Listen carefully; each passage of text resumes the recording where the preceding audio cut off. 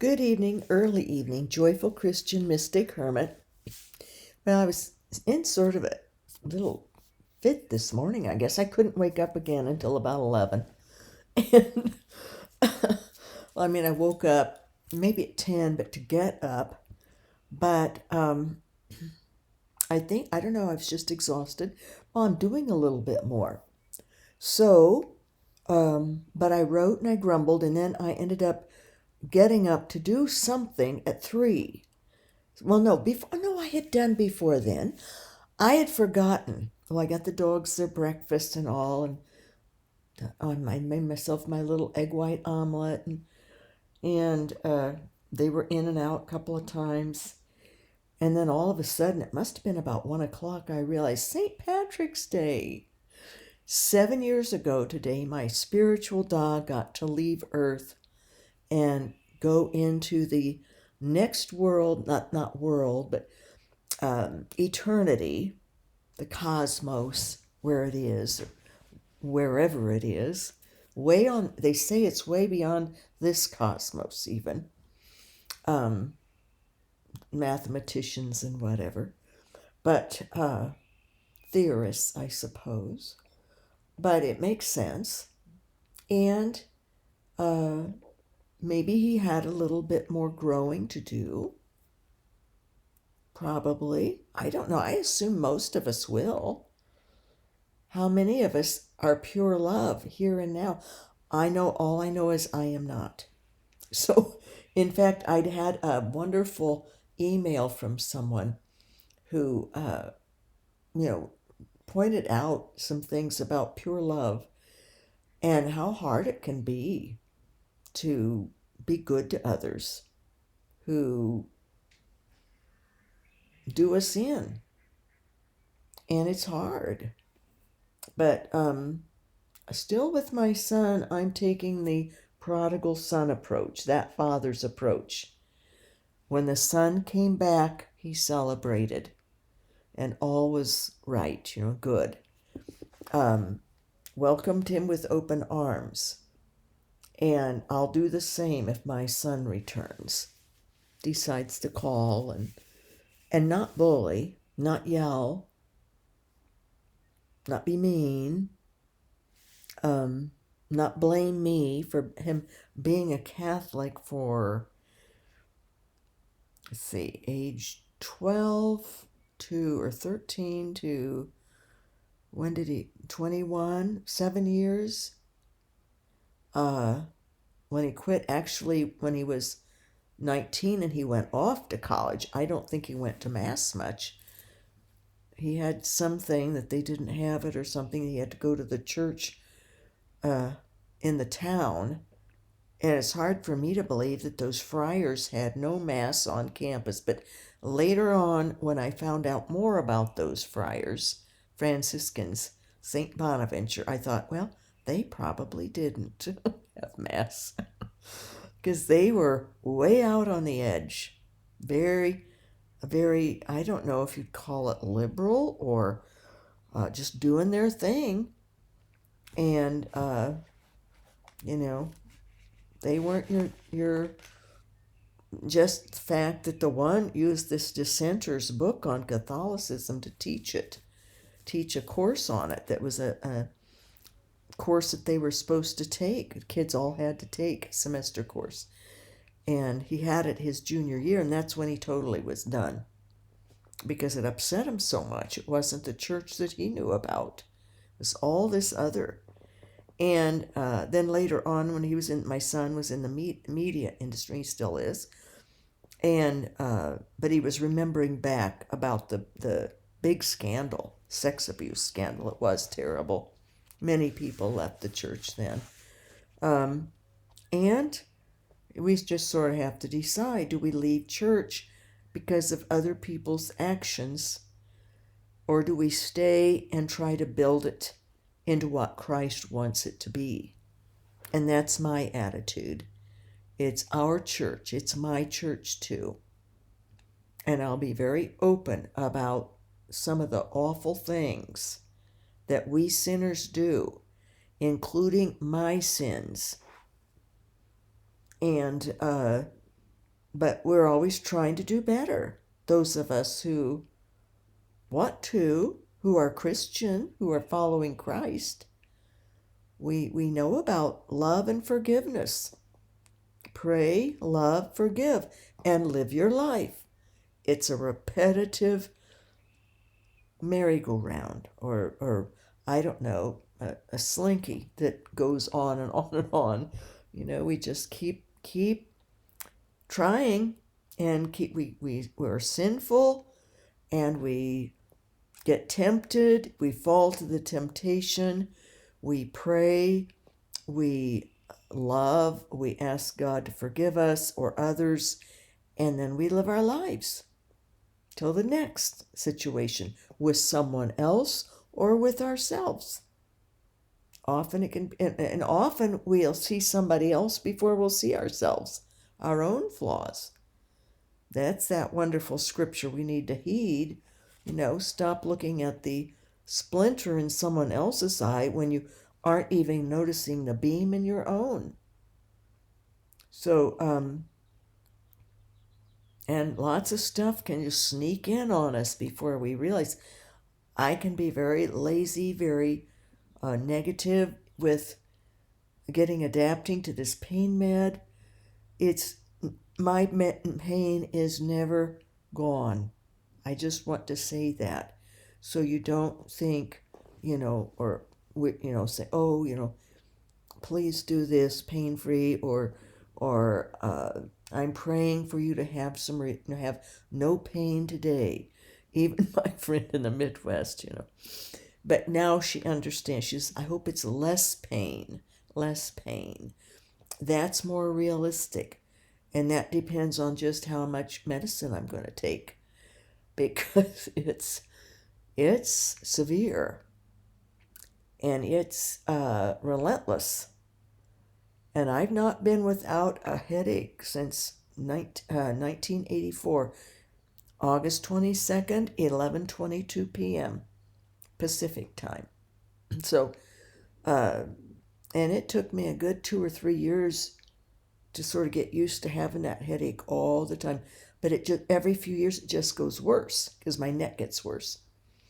And amazingly, though, opioids don't help the head pain.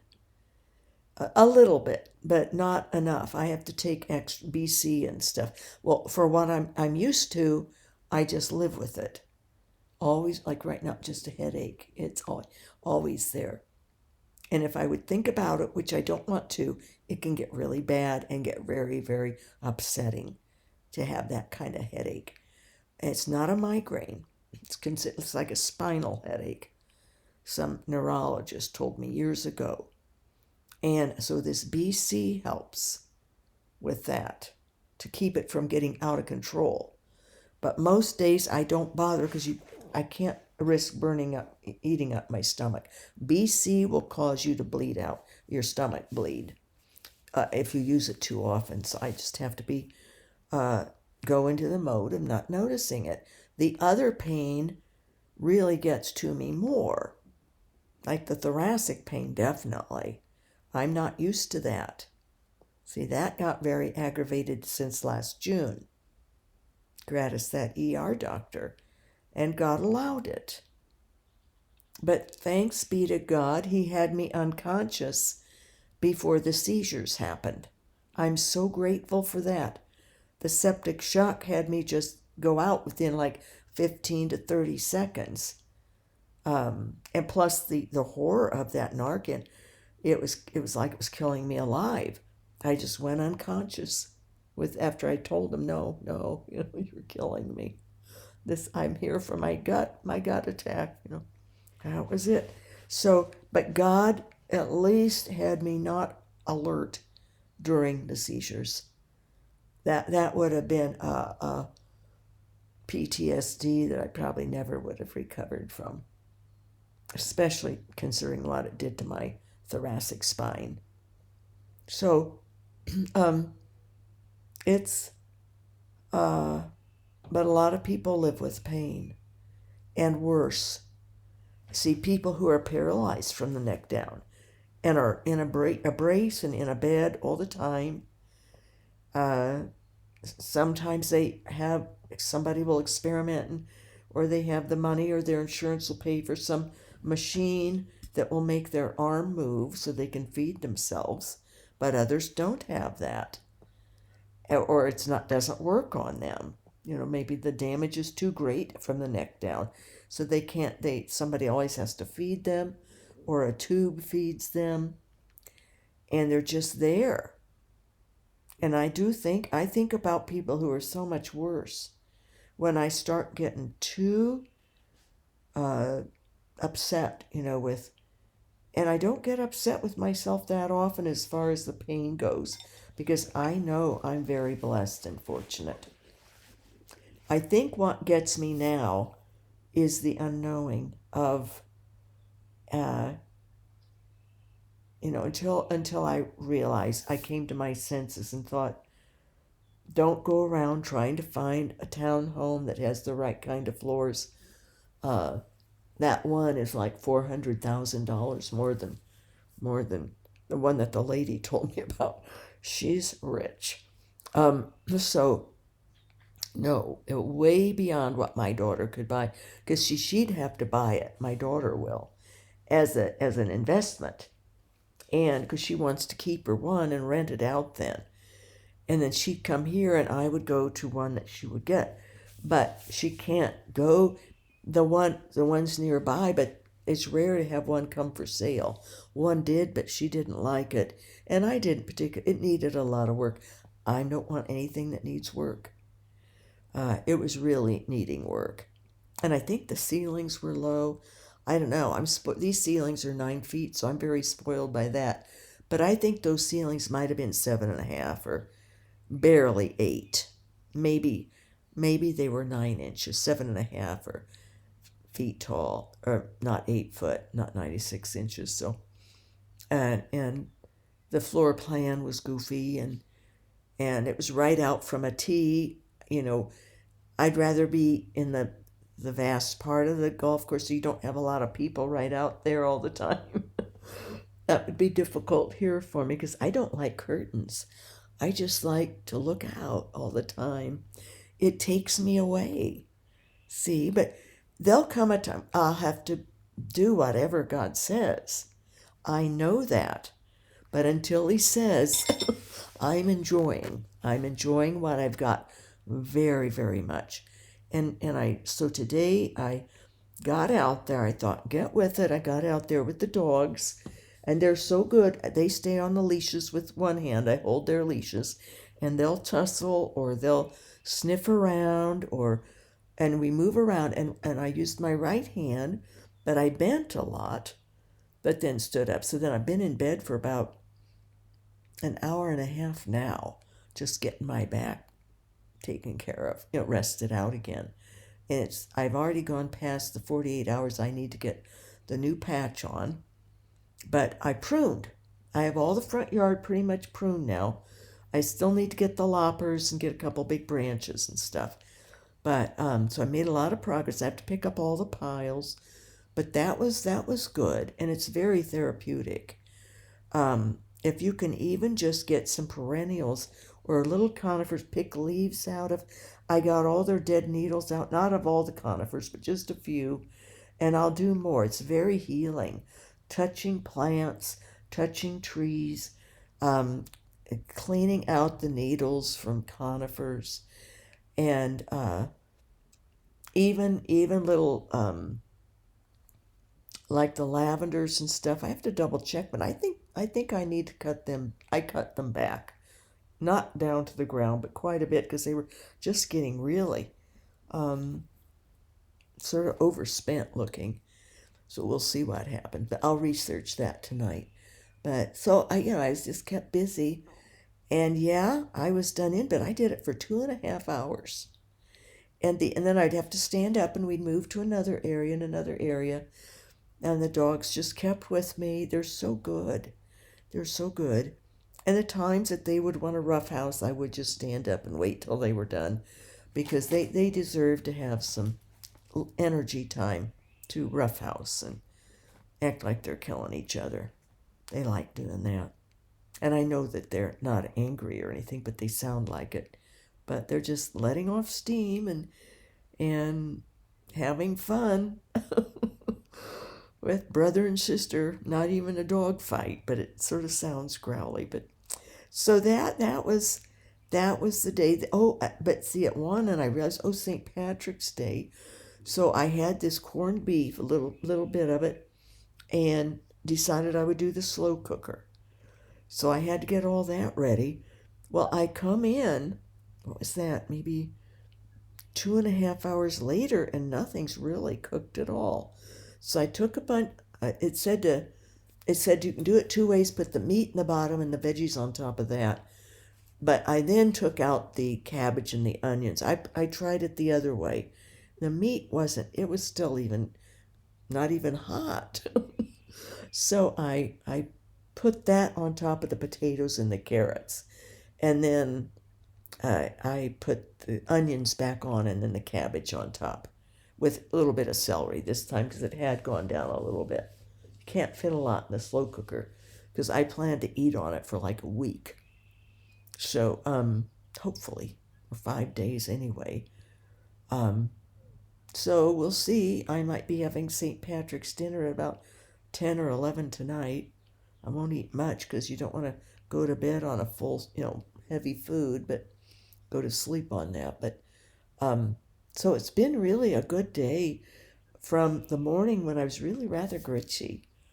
And it was because when I was getting the dogs their food and doing my omelet, and God was sort of talking with me, I woke up with the reality that, my hermit friend had brought up this topic in her blog about how she was writing a book.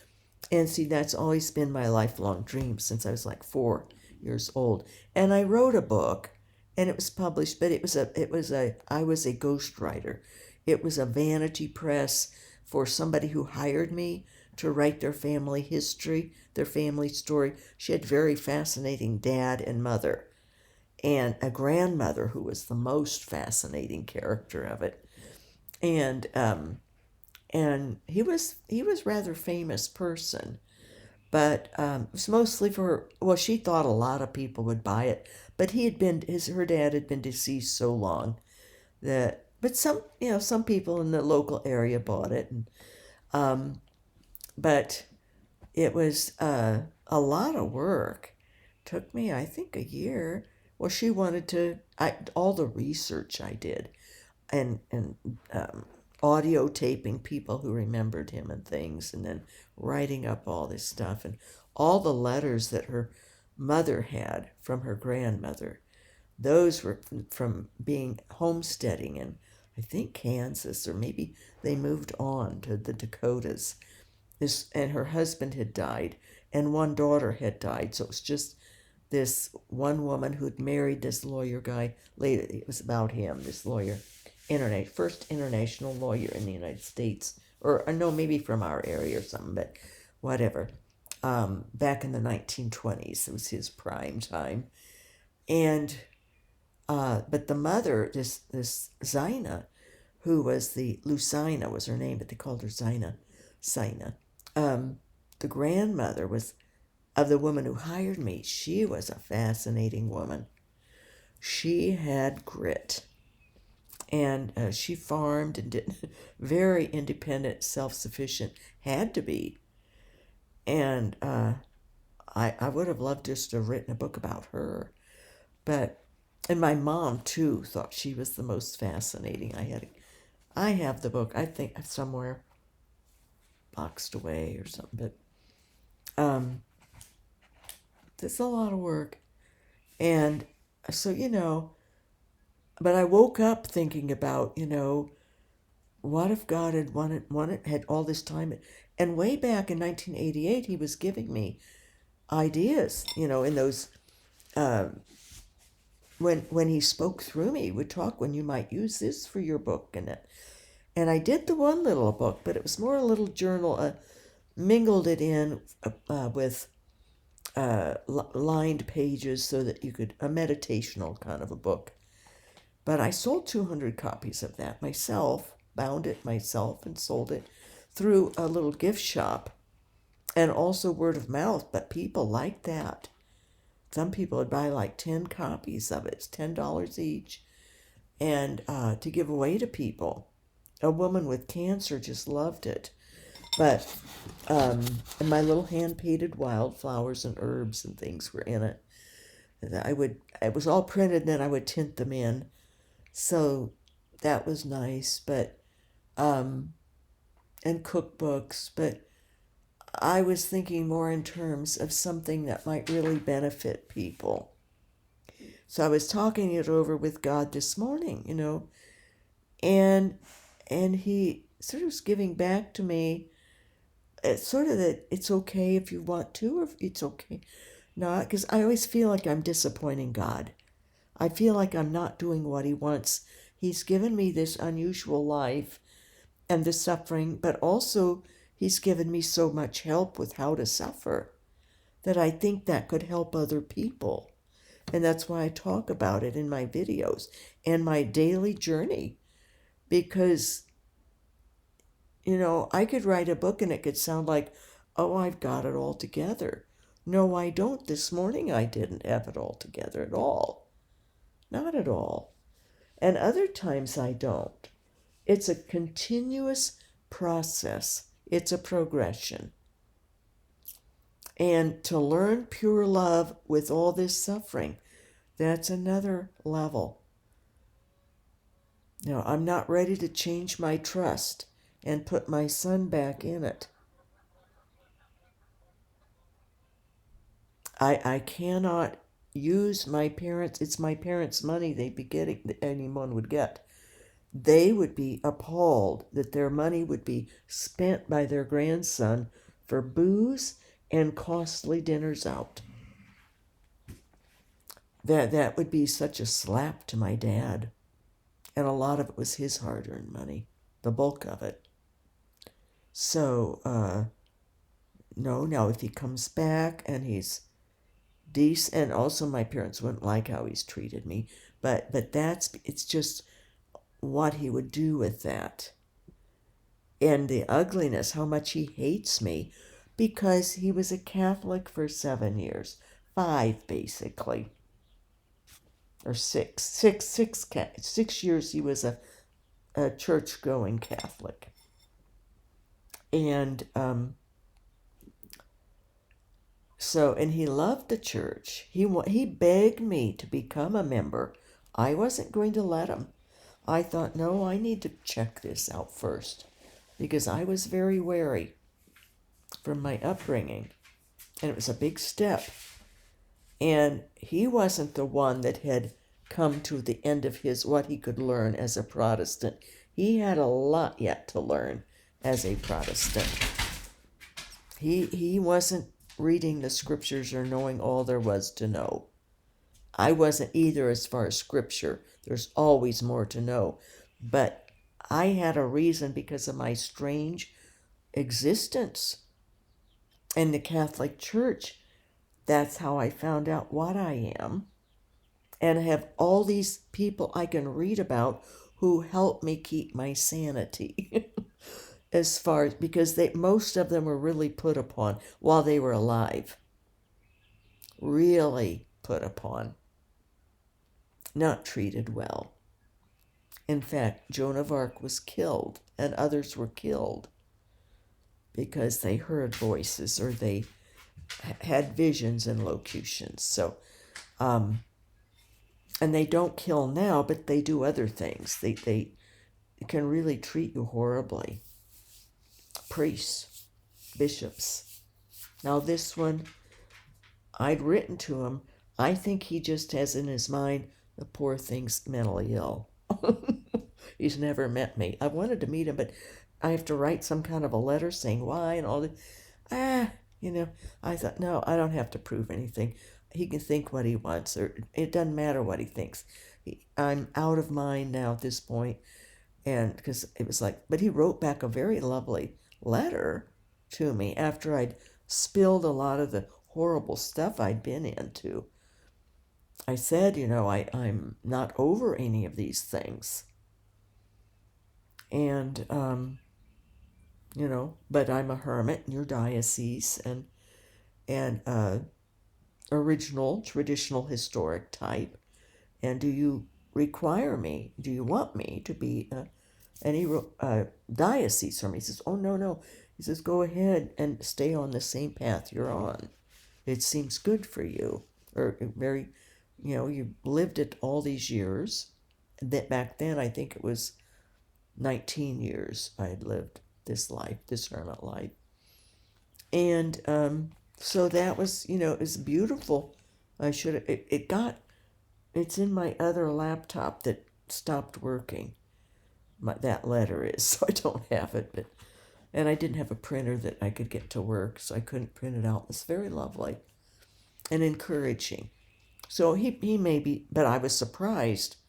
I thought either it didn't register. I think he said something about, I'm sorry about what all you've been through. I think he did. He acknowledged that. So I guess he was okay. He didn't think I was a nutcase. But he seemed to really like the traditional path. And but he was willing to. He had this priest do this thing for the diocese path, but thanks be to God, I did not do that. I saw reality. Complicate my life, talk about that, and deal with someone that young priest who didn't have a clue about hermit life. So, no, thank you. I'm better off with God guiding me. And and I couldn't do what that young priest wanted me to do anyway, physically. Good grief. So, anyway, but my son, I think his blaming me, all that anger and hatred, because he went to church, He probably would have been angry with me and hated me had I said, no, you stay at the United Brethren, and I would take him and pick him up or something, and not let him be Catholic. So whatever. He's free to go wherever he wants if he didn't like the Catholic Church. But it's a big excuse because he's gotten in with the devil. And he's drinks heavily, or he did. I was sure he was an alcoholic by the amount of drinking he was doing daily, nightly. And he even ordered me, I couldn't say anything about it. I wasn't even to remind him that alcoholism runs in the family. So I didn't. I thought, well, you were reared that way, and, you don't want to heed it, live your life. And so there are times where you do have to let people go. And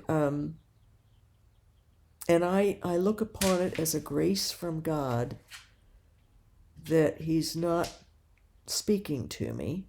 My son hasn't for over 3 years. Cut me off.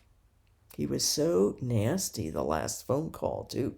So, and I wrote, please, let's not do this. I kept it up for over half a year, and then I had that message from God. Pray for him, love him, forgive him, then live. I said, what? Live for him? Or what? No, you live your life now. And I was cured, and I started to realize what a gift God had given me by having this monster not speak to me. My son is a monster at this point to me. He may be okay to other people, I don't know. I suspect that he's very controlling of his wife. He was before they married. So, I didn't realize he had been for 20 years getting together with his dad. And so that all made sense, how he was behaving, plus the drinking. And his dad drank, but not nearly as much as my son. So, all things together, he's unhealthy, probably has this antisocial personality, and some narcissism. Not the narcissism of his dad, but maybe getting there, I don't know. Like I said, I haven't been around him. He only let me come visit once, that barely let me. I insisted. I hadn't ever been to New York City. I had my aunt there I wanted to see before she passed. And so I came. I was there Friday night, Saturday night, Sunday night, left at 6 o'clock Monday morning, got there at, I think it was 9:30 Friday night. So I was with him for 2 days is all. And by the end of the second day, he had his then girlfriend over. And I said, this has been so much fun. I said, just this couple of days away, and I made the trip okay. I said, maybe I could do this every year. Just come for a weekend, once a year, or even every 2 years. And he says, nope, no way. He says, this was enough, one and done, you're good. But he didn't say it even that nicely. And his girlfriend said, that was rude. What a brat you are, to him. And I thought, oh, you've got a picture of him. You're right. He is. And I didn't say anything. I said, well, we'll see. Maybe you'll change your mind on that. Because I said, I've had a really fun time. I said, you showed me around. It was fun. Well, the Sunday we spent at my cousin's and seeing my aunt, who took us out to lunch. So, it was not as if he had to be stuck with me the whole time. I hadn't seen him then that was in 2012, not since 2008. I hadn't seen him, or maybe it was 2009. Let's see, when would his 2002, 5 years, 2007. He came twice, and he stayed at my place to save himself money for a weekend. But he didn't hang around with me at all. He came for his best high school friend's wedding and bachelor party, and he came from high school, from his Catholic high school, which he liked. He liked his Catholic high school and his friends from there. And he came for his high school 5-year reunion. So, but stayed. And his sister and her family came up to spend time, an evening meal, and he fixed the dinner. He wanted to do that, so he was busy doing that. He needed to go to the grocery he wanted to use my car, of course, to go all these places. My only request was he'd drop me off at Mass, and I would get someone to bring me home. So, otherwise he had my car the whole time. So it's not like he was mistreated by any means. He was, I knew he didn't really want to be around me then. But this incredible anger that started coming out later, I think it had to do with the more he drinks. The longer he's been an alkie, he's worse temperament. And the longer he'd hang out with his dad and be close with his dad. And then, of course, his dad would tell him who knows what kind of stories of untruth. So, but it's amazing that my son, he asked me at one point, maybe it's been 5 years ago, why we left California to go to the hometown. And I didn't tell him the truth, because the psychologist had said, if they don't know, don't ever say, because it's too upsetting if they have buried what happened to them that deeply with their dad, the eldest and the youngest. So, and they're the only two that asked me, and I mentioned it to middle daughter, I said, do you remember one? She said, they asked? Why would they need to remember or ask? Oh my gosh. She knew why we had to leave. The eldest said, what was it, finances? Oh yes, well, I would have been okay there.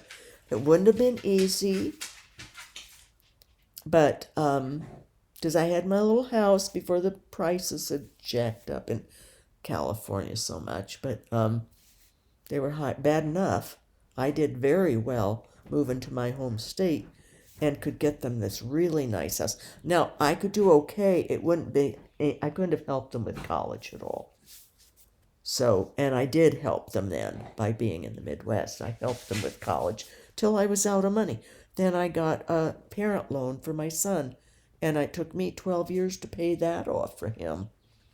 So he's sort of a little bit of out of touch for being, what is he? He's going to be 43?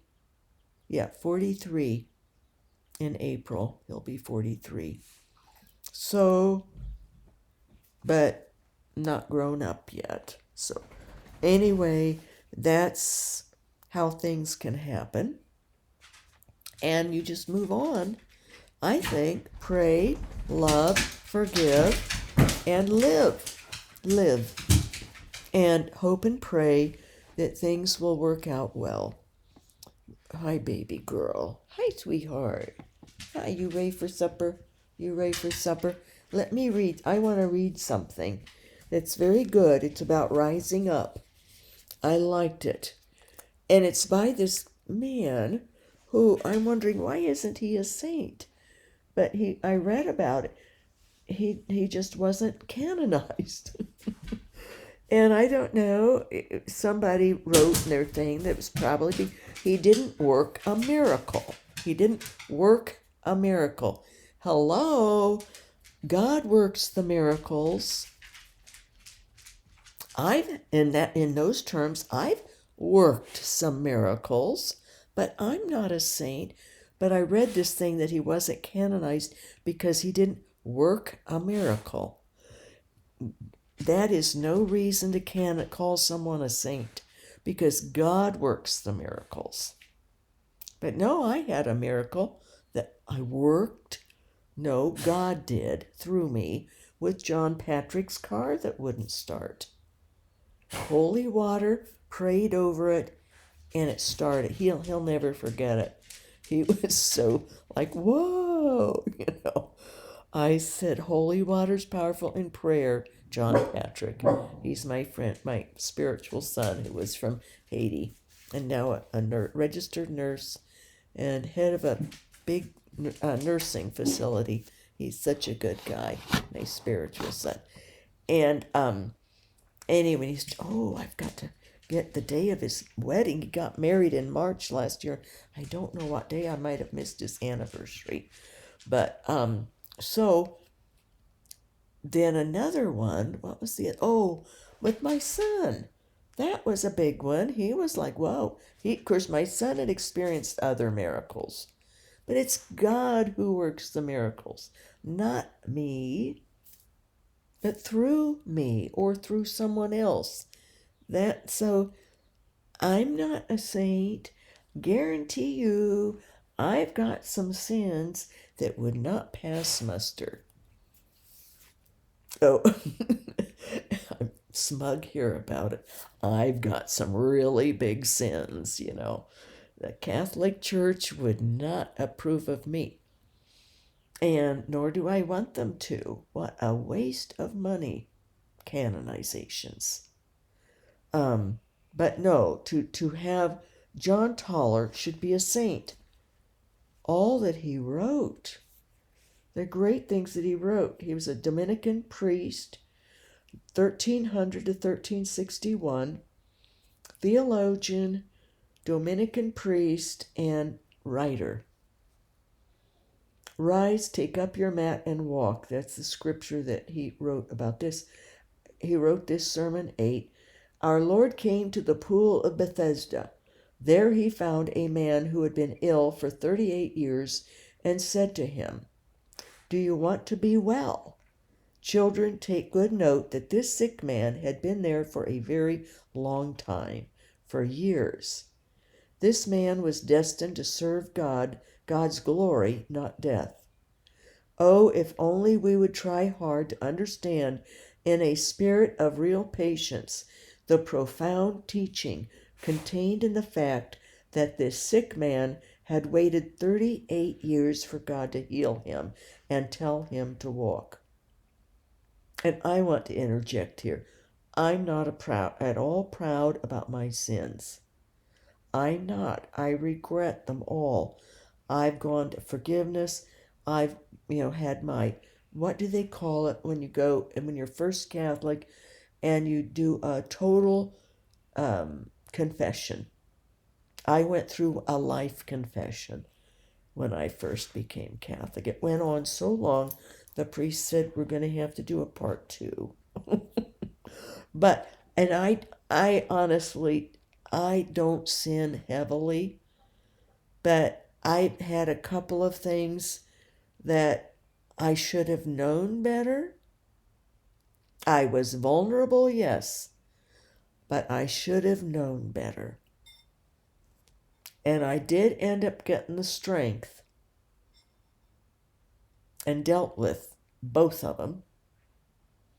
But they'll always be with me. That no matter how strong you think you are, the devil can still trick you. So I don't, I just think that, and I don't want to be a canonized saint. I don't like that cost. I don't like the hullabaloo. I think if you think people out there like Joan of Arc, look, she died, that's different, being martyred. But it's got to be sort of a reward for starting a religious order or whatever. And I didn't, but it was written online. Somebody suggested that he didn't do any miracles, was why he probably wasn't canonized, John Tauler. But often they'll put blessed in front of his name just out of respect, that he was a blessed person for all of his great writings and the life he lived. But he didn't have a miracle. And he probably did. God probably worked miracles through him. He probably just didn't talk about him, or no one knew about him. I've had I think it's a miracle that I have arachnoiditis this many years and I'm not bedridden with it. Would have been just by a teeny bit here. I was about there, and I'm still pretty much bed dependent. I'm addicted to bed. Oh, she's addicted to bed. No, I'm dependent on it. And I'm dependent on pain meds too. So, if I didn't have those, I would be bedridden and I would be really authentically, officially nuts, and probably a suicide case by now. So anyway, I just want to say that I have just lots of sins that I consider probably worse than the two big ones I think about. Sins of saying the wrong things, sins of saying too much, sins of hurting people's feelings, sins of using my mean mommy voice at times to get discipline, to get children to obey, that I would resort to mean mommy voice that was awful, or other things that I'm not even thinking about. Being down, getting depressed. See? Letting the devil tempt me to that. There's lots of things that are bad that we do, and God will forgive us. But there's things that the Catholic Church wouldn't want to canonize someone if they had certain sins, probably. I would think not. So, probably the way I'm open about it, that I talk about the experiences I've had as a Catholic. I'm still a Catholic, but it's the truth, and it's part of what I needed to learn so that I would know why I'm suffering so much, what it's going for. And I've mentioned a couple of priests that I've met that I've known well, who were incredible holy priests. And I'm sure there are more. But they all are human just like us. And it's the people that build them up. And if they're naughty, if they're obnoxious or spoiled, it's because we have made them that way. That's like my son. I consider that, I spoiled him or something. Well, actually, I think it was the 20 years on this after he'd graduated college that he got linked up with his dad. And my grandson did just for a short while, was living with his dad after his mother had to move out because the dad finagled to get the house, which was, I guess, okay. It's a shame. I mean, I had told her it's okay because there was nothing she could do about it, but it was horrific. She would have been better to have that house, but she had put in a pickleball court there and was teaching lessons at home, but it turned out fine. She's co-owner of this big place and she teaches her lessons there. It was good. I said, you can move on with your life. Move on and don't have the upkeep or deal with it or the memories. So, but anyway, the dad I guess he's done a 180 with his new wife.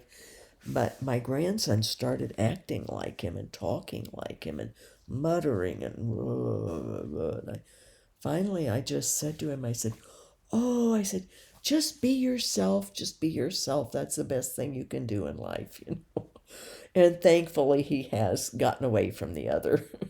So, and he moved. He decided to live on campus. So he's not living at home with either parent. He tends to go to his mom's most, but his dad now has his new house. It's gorgeous, I guess. And so he goes there because it's so nice too. But he's got a good relationship with both parents. That's great. And he has reported his dad has done a total change. So I hope it keeps up. I pray it keeps up. Because a lot of his issues were childhood issues that he never had got dealt with. But to have that kind of a personality change is really miraculous. I will say miraculous. So, because it was pretty rugged. He wouldn't speak. He would mutter if he said anything, and very glum and angry, and then a huge temper. So scary person to be around. Thump, thump, thump when he'd walk. He didn't walk normally, just thump, thump, thump, thump. And she lived with that for 20 years. He totally switched the day after the wedding. He had faked being like she was so that he could win her. He thought that was, and he told me, he thought that was, because I knew they weren't meant. But anyway, these things happen. Maybe it's always something though, but my son blames me for the Catholicism.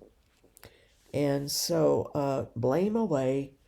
And but I'm enjoying not having the voice on the other end of the phone at all. It took me a while, mostly to swallow my pride and realize, that I was part of the reason that I was the reason he cut off. So yeah, I have to accept that and humble down with it. But hey, it sure beats the other. And I think I just consider God gave me a break, a reprieve for him to break off totally. That I don't have to never know when the phone rings how he's going to sound. and have to go through that. So, or be yelled at and disrespected like that. Not worth it. But he was very sweet. Another, always would send a Christmas present, a birthday present, stuff. What he got angry over ultimately was ridiculous. Well, his dad had lied, and he didn't want to know it. He didn't want to hear it. He didn't want to face, well, it wasn't a matter of having to hear it or know it. He knew it. He didn't want to face the reality of it. That his dad had lied big time about something regarding the grandson and his sister, and had made up a total fabricated story, his dad had, and put it all on them, put them in a bad light, when none of it had happened, most likely. And but it could make, he wanted to seem like the hero. The ex-husband always liked to do that. See, I know these things, and the son is, has built his dad up on a pedestal. Well, he's so wealthy, and just like him, they think the same now, and they both hate the Catholic Church, and they both hate me, and I'm this terrible person. And so sometimes it's good to have something like that happen. You have to start seeing the good side of it and praise God. Sometimes some people aren't meant for us. And if they don't want to be with us, you have to let them go. That's also pure love. To know when you have to sacrifice a relationship. And this wasn't my choice. He's the one that cut off from me. I would have kept putting up with it, because there were good times. It was up and down. He played me, is what he did. He needed a huge loan one time, and of course I came to his rescue. His dad had reneged on him. His dad with all the money. But I couldn't have done it now. It was before I bought all the stuff I needed and hired people and had to pay for things here. So he was lucky that because I was happy to help him get an apartment. And he paid it back with some interest. And so he's a very honorable person in that regard. He's very honest. He's not his dad, in other words. I just hope he doesn't become, but he could. He has some tendencies like his dad, that's for sure. Some of those disorder tendencies, but he didn't have the narcissism. But so we'll see. But sometimes pure love is knowing when to be grateful that someone's out of your life, and I pray for him every night, but not necessarily to come back. I mean, if he would have a change, if he would decide that he could cope with me and forgive the fact that I let him become Catholic, I'm sure he forgets all that and thinks that I forced it or something. But, those delusions, that's this disorder. If he's having those, then he's inherited it. And I'm sorry, I wasn't wise. I probably wouldn't have had children at all had I known some of these things are inherited traits. Oh, I didn't know I was married to one. They're so good at it. So you don't know that how do you know when someone's just lying about everything to you? You don't know, and living a double life, multiple lives, in fact. Okay, lovey, I'll get up in a minute. Well, I want to finish this. So, this is spoken to people who have scarcely begun to live a slightly retired life and not seeing themselves at once produce the great results they expected. See, this is good for me. Believe it all to be wasted and complain about God as though he were treating them unjustly. Well, I don't blame God. How few there are who possess the noble virtue of being able to abandon and surrender themselves, who accept themselves for what they are and bear their infirmities, handicaps, and temptations until the Lord Himself cures them. What power and self-control would be granted to such a one? To him it truly be said, "Stand up. You have no right to be lying there anymore. You should be setting out victoriously from every bondage. Be unbound and walk in all freedom. You will carry your bed." That is to say, whatever was formerly carrying you, you must now take up and carry in power and strength. Whoever the Lord Himself delivers would be delivered indeed. He would walk rejoicing, and after waiting so long would win a wonderful freedom of which they are deprived who imagine they can deliver themselves or break their bonds before the time. So this is so appropriate for me, and maybe for you too, I don't know. But what was really getting to me was the unknowing and the facing that I was all of a sudden unable to even stand to get the dog's food ready. And my little omelet or cream of rice, instant cream of rice, how fast does that take? To even peel a kiwi to chop up in it.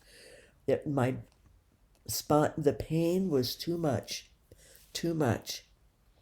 And if it weren't for that elevated opioid, and I still probably need a little bit more, who knows, but I don't mind coming in at like twice today. I've been down for, well, I didn't even get up till late, but 2 hours. I've been down now 2 hours or more again.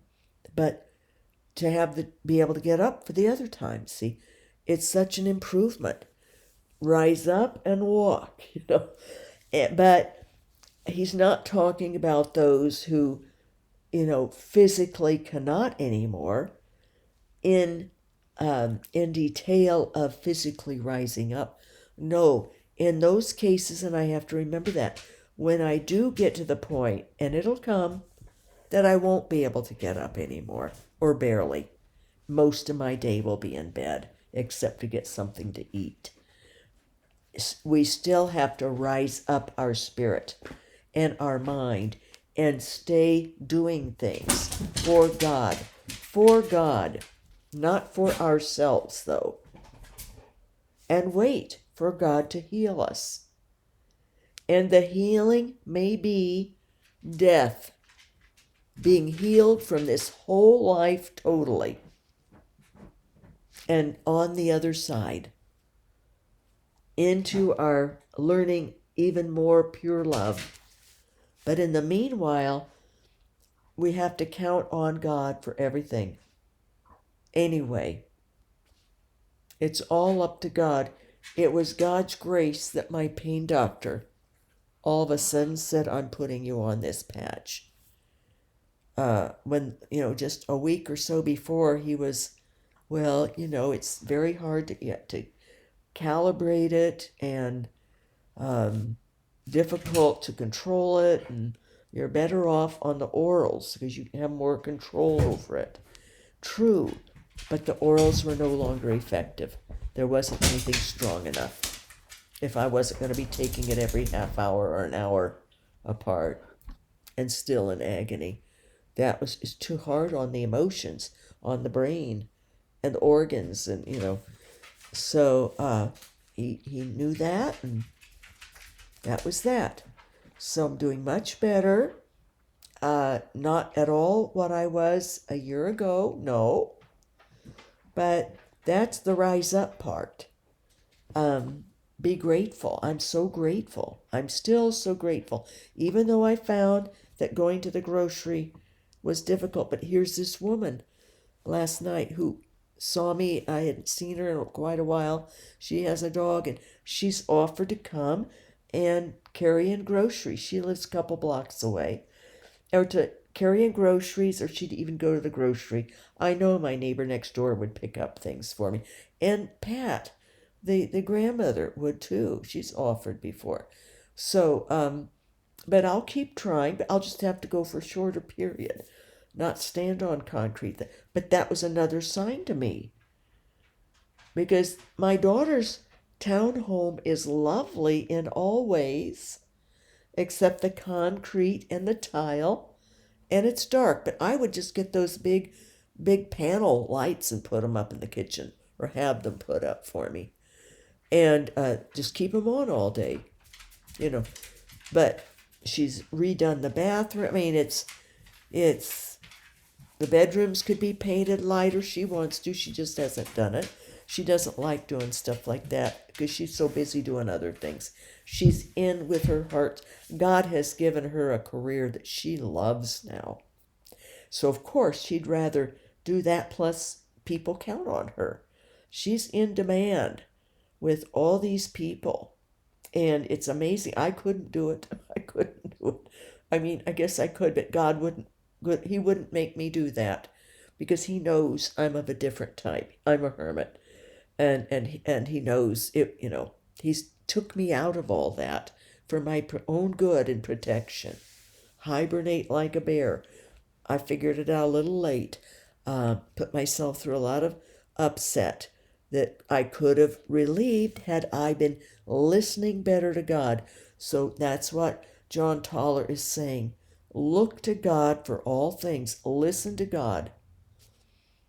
And like this morning when God was saying, you know, even the woman that you were speaking to last night, who she wanted to talk with me. She came over to me, and she needed something, a friendship, a link. And then she offered to help me. So it was a pure love, kind of a God put us together connection. And it gave me an opportunity, because the last time I saw her, when we were walking our dogs, somehow I had gotten onto the island and the raccoon situation. And I wanted to apologize to her, because that can get very graphic. And I told her, I said, I just was so concerned that you thought, that old lady is vicious and vile. I said, I want to assure you, it took everything I had to do what I had to do to rid out that invasion of all those raccoons that were getting dangerous. This man had told me I had to. He says, you have to do something. What did he call it? He says, this is an infestation. And he says, you're going to get attacked. And he says, they sound rabid. And he told me about a neighbor of his who he had, I think, a 32 or something, and used them on him. And, but he says, you're going to have to, I said, oh, I don't want to get a big gun. He says, well, told me what's the least gun? It was a rifle, the strongest air rifle, pellet rifle, the strongest one, what to get. And he says, you're going to have to trap them and then just shoot them once they're trapped. Shoot them up close range. And it was horrible. I named each one for a saint, went through the alphabet once with males and into the alphabet with females. Somebody said, why did you do males first? Well, figure it out. You know, I'm a female. I was protective of our gender. No, I don't know why. I guess I liked the male names or something. I don't know. And they seemed, you know, maybe it made it easier or something, because, you know, I thought, well, they could take it better than a woman, you know, what I had to do. But it was horrible. I think I ended up with 32.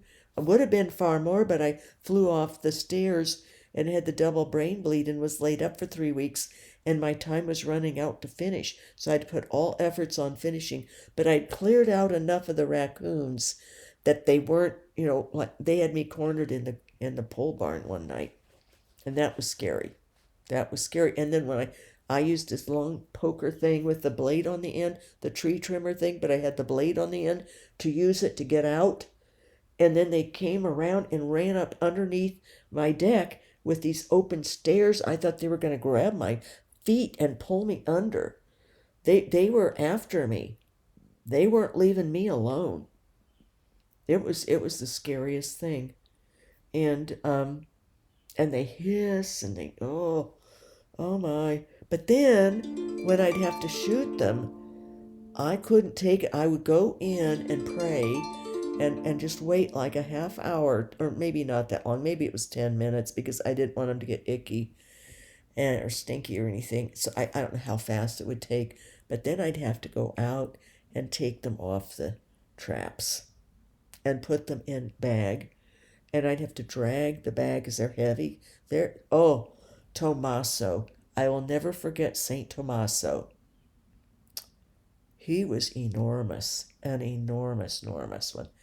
And he was hard to drag. I'd drag him into this big field and dump him out, let the birds have him, the eagles and the hawks.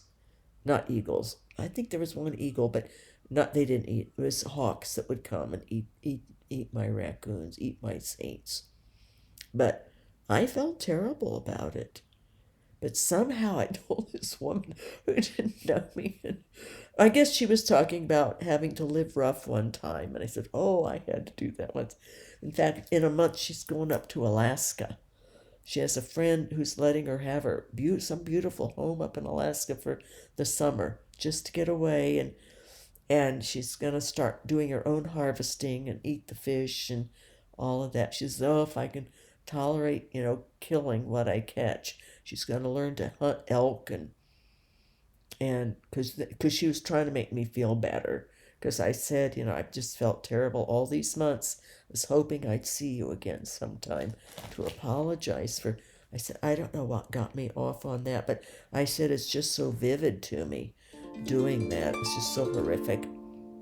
But I'm not liking the squirrels around here too much. There's too many squirrels. But I'm not doing anything to them. In fact, a nest came down from my neighbor's tree. I said, you realize you have two dead baby squirrels back there? But I said, I got them, put them in a bag.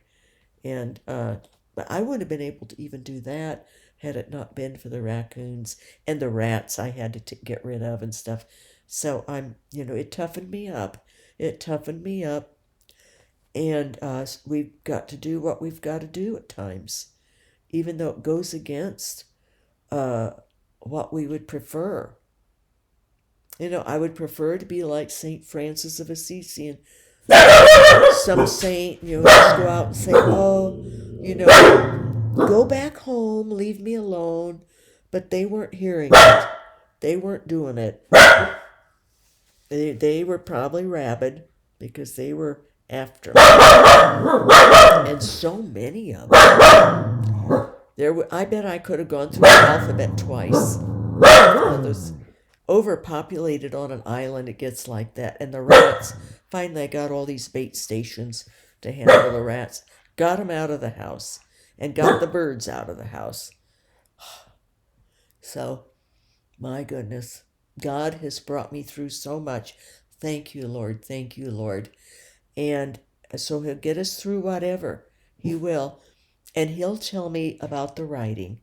But he was suggesting to me, what you're doing, if it helps one or two people to understand suffering or to realize that it's an ongoing process. With suffering, the sheer joy thing is great. I think it's always going to be the situation that we have to work on it. But what Tauler says about getting up and keeping going is so important. And not blaming God, not feeling sorry for ourselves. And just look, like today, another time, I was just thinking about all the good things. I thought I should make a list. I should write a book on all the good of suffering. The wonderful people you meet who offer to help you. Like that lady. Jen's her name, Jennifer. And that she would come over and carry my groceries in for me. Oh, I know my next door neighbor would. She does so much already. But, and I have a dolly. So I'll use the dolly first. But I didn't think about it. I was feeling so on top of the world. The comparison was so great from one day to the next that I went a little bit wild being this new woman. And God had to humble me back down. Oh, not so fast, not so fast. A little bit less pain, but not.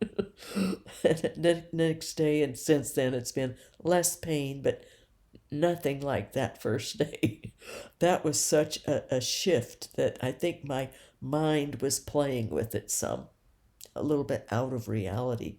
My anticipation of it being, nearly handled. Not so nearly, but dearly so. Dearly so. Enough that there's hope. And I'm going to stop. I'll keep my eyes open if one of these townhomes nearby that has the wood subfloor that might be closer in range. But, and I would come over and do the gardening probably. I don't know if she'd pay me. That would be nice, but but I'm not going to worry about the relationship either. She'll get over this because all my kids are incredible people. The booze and the devil is with the son, so he's not himself.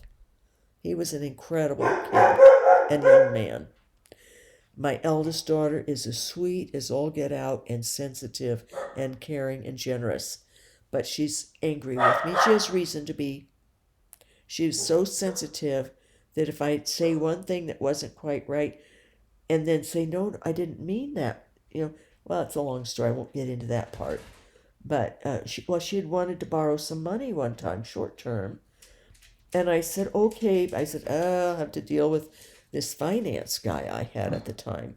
He was always ragging on me if I wanted to use the money to help one of my kids. I said, I'll have to deal with Jim. Oh, she says, oh, no, don't do it. You don't do it. I said, no, I'll do it. I said, I'll deal with him. I said, it's just, gets old. He doesn't understand. And I said, no, and it was not even that much. And it was back when I was still back in the Midwest and had all this, my parents' money still invested. I had the money. But she wouldn't then. She got just stubborn and the wall came down. Boom. I wish later I'd just gotten it and mailed it to her or something. Or driven it to her. Cash, here. Stop this. Just because I say I'll have to deal with someone who hassles me, who shouldn't, and I eventually got away from him. I didn't deal with it anymore. I did the son though, and I told him, no, don't want to hear it. It was a lot more helping the son temporarily. So, but she just blocks off. She is so sensitive, hypersensitive. And so, but then holds that. So, like when this daughter asked her siblings if they would go in on getting a place that was going to be right across from where my daughter is now. But I didn't want to it wasn't a good investment. I didn't want them to invest in something that wouldn't be a good investment. It backed up to the very busy street. No, not a good investment. And there was an empty lot where some gas station or something, well, someday something busy will go in because it's all business along that, right in the backyard. No, and like short backyard, like 12 feet. No, not a good investment. And, but she wouldn't go in, she wouldn't help. And she's the one with the most money. So, it didn't surprise me. My daughter, her sister was surprised. And her brother was willing because he would do anything to get money. He liked that idea of making money once I'm dead. So, and then thinking that this house would be sold and then he'd get money. And once at market value, once his full 1/3 share, he says. but he's not willing to even come help when I do die. He's not coming out when I get sick and am ready to die. He doesn't want to ever see me again, he told her, his sister. She was shocked. The one here was just stunned by what he told her, his hatred of me. That much hatred. Not going to help even put stuff in a dumpster, doesn't care, but would want his money back from that plus whatever it made if he was going to do that. And I said, oh, don't. She says, oh, well, I'm not going to since the other one isn't going to go in. I said, good, because it's really not the best investment. I said, you're okay. You're across the street. You're not facing out on that street, but or the back isn't to that. But I said that's not a good. And I said, see how long it's been on the market, too. It's not a fast seller. So I said, you don't want to be saddled with something that's not going to make money, not going to escalate. So, I mean, I know I've had to buy and sell so many times, move around. Plus, God helps me. He gives me He gives me a sense. Even that island, the property itself, and oh my lives, that ended up being the best windfall. It was a lot of work, a lot of injuries, but wow, I had no idea. And if I could have stayed there 2 more years, I would have gotten a lot more out of it. But I didn't have any pain meds there. So it was getting rough. Plus, what else was the other? Oh, I was out of money. Yeah, that's why I couldn't stay. I had no more money. I owed everybody money. And my son was very angry. He wanted out. He wanted his he didn't give any money. He had his name on. He was a not even a loan guarantor, but he was on the thing somehow so we could get the mortgage ahead of time before I had my house sold. That was how it was. And oh my gosh, for him to do that, he thought that was the be all and end all. He had absolutely no risk. Even if something happened to me, there would be no risk because even as it is, it would have covered the mortgage. So if I died even and sold as is, would have paid, he would have been fine. He doesn't know anything about real estate at all. It just gets tiresome, but it's okay. It's okay. Pure love, keep trying. And it's just business is all it is. It's life. But I'm waiting for God to tell me what he wants, and then I'll do it. I'll do whatever he wants, as far as what I need to do for others, and for God. I mean, not for others necessarily, for God first. What God wants. And like John Tauler says, wait. Be willing to wait. Be willing to wait for whatever God wants and whatever he leads you to.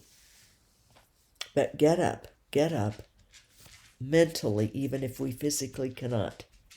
Mentally be up and productive. There's always things we can do for God. And Michelle's an example. I think she's pretty much in bed because of her feet. I don't know how both of her feet are doing right now, but the last time she mentioned her face and her arms and hands were all red and burning up from this strange, rare ailment that usually focuses on the feet. But I don't know if she's able to walk at all now.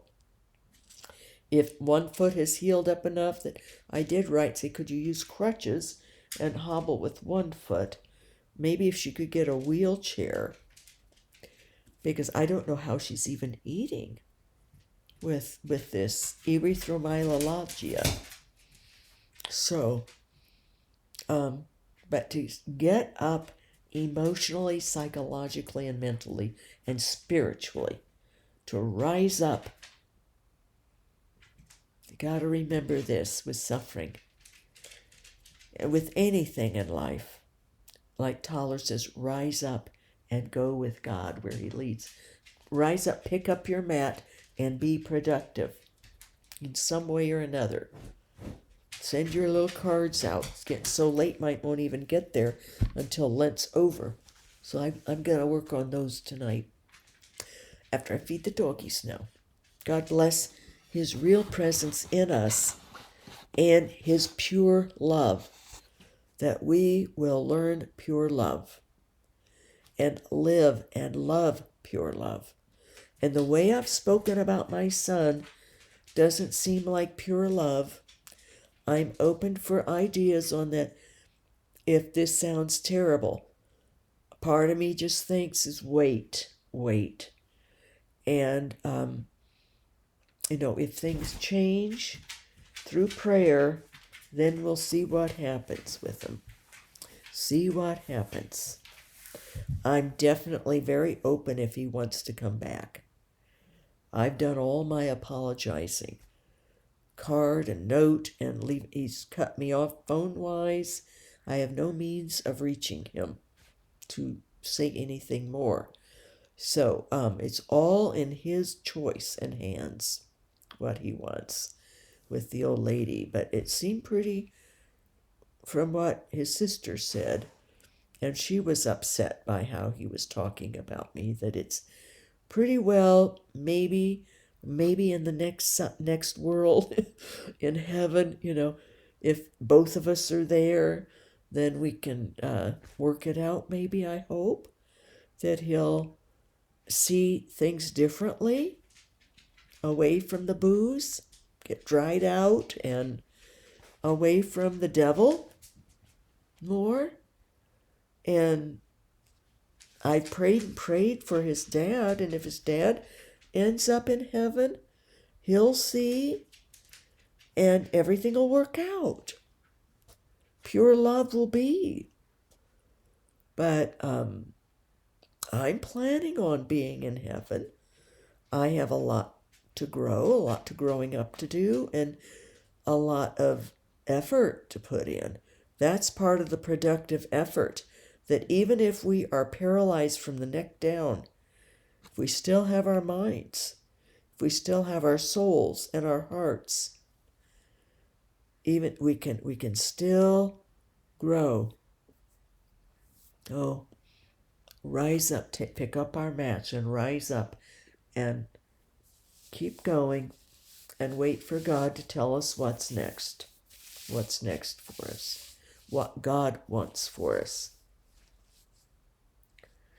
And I did realize that books are helping another soul, if I can, in something that matters, something spiritual. That's more important, I think, in pure love. I'm going to pray about it. Depends on, I think, what I would write. But we'll see what God wants. But my dreams aren't necessarily God's dreams for me. So, since I wanted to do that since age 4, but that doesn't mean that God has wanted that for me or cares that much. He wants me to learn pure love the most. The most is pure love. And that includes for my son, to pure love him. And it's not conditional. My love isn't conditional on his behavior, but of wanting, of course he isn't going to call me unless he is going to want to himself. So until he calls me, I know that he still has the anger and the hatred going. So I'm going to enjoy not getting yelled at or bullied and, having that rancor. I'm going to enjoy that until the time comes, if and when on earth, that changes, that situation changes. And then, if not on earth, in heaven, I can pray for that that he'll be in heaven and that I'll be in heaven once we go through our progression and learn more. I've disappointed my longtime friend. I think she wanted to watch me. I think my imperfection has caused her not to. She's cut off again, pretty much, I think. I don't know. If I text her, she'll respond, but it's one way. So I'm very imperfect person. And if other people are really, really good, there's not much of me that's worthwhile for them. That's the truth. I know that about myself, that I'm imperfect.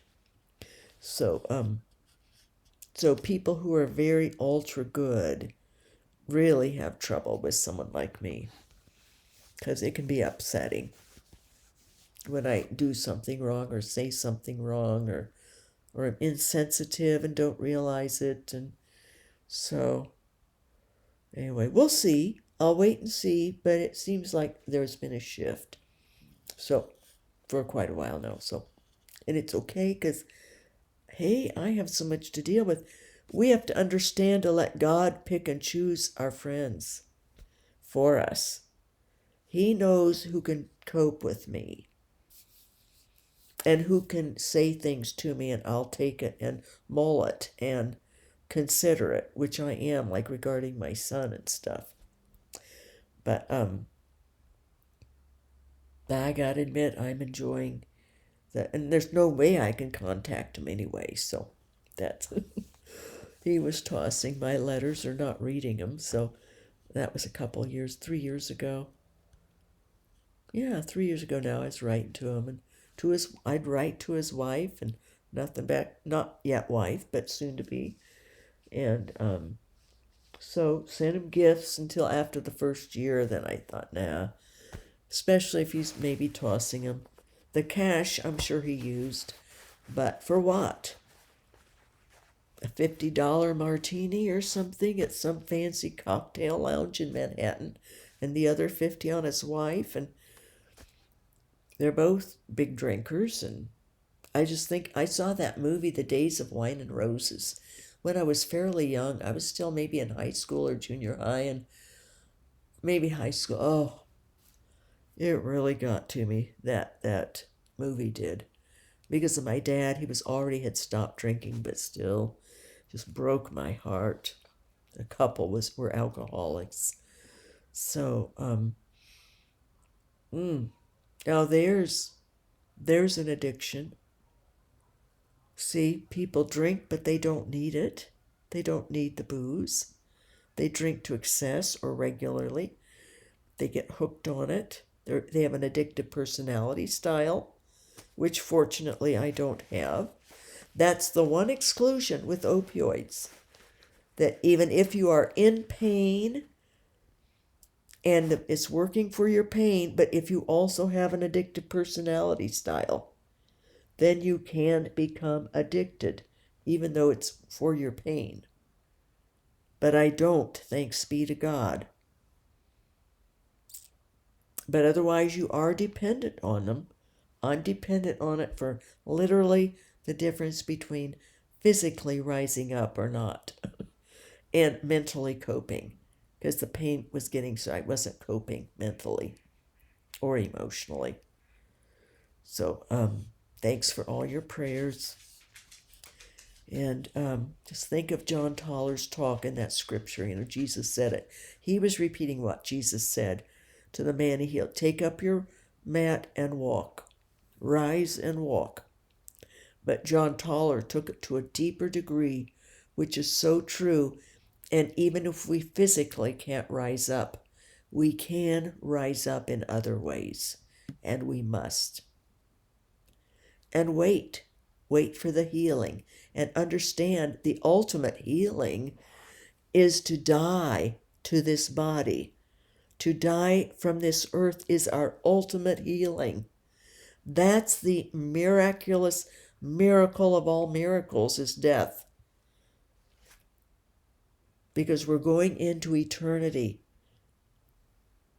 where we have everything. We have full life, just without this cumbrous body that ages. Even if you don't have something hit you or happen to you or some rare disease get you like Michelle has or others of you have different things. Diseases or ailments, syndromes that come from they don't even know how. With arachnoiditis they do. Somewhat know. Connected with the nerves and damage from a slit or a puncture of the spinal cord by accident. So it can even be an injection can cause it, in the wrong place, into the cord area. Mine was a slit or a puncture in that second surgery, the back-to-back surgery, that he was rushing because I was dead. Cardiac arrest. So God sent me back to have the surgery. I needed the surgery to get those rods unbent, stop the cardiac arrests. And the surgeon was rushing to try to save me because he didn't realize that God was keeping me alive, had sent me back into my body. I had died. He had brought me back to life, sent me back to have the surgery and move on, live on, and to be his on earth, to agree to suffer, which came a little later. He does things by increments. So rise and walk and be productive for God, his will, what he wants. He'll let you know. I'm waiting for a little more. In the meantime, I'm doing what I need to do around here as best I can.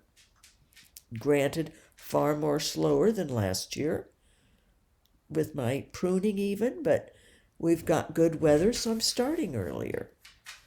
Praise be God for everything. Love you guys. You're so wonderful. I'm so grateful for you.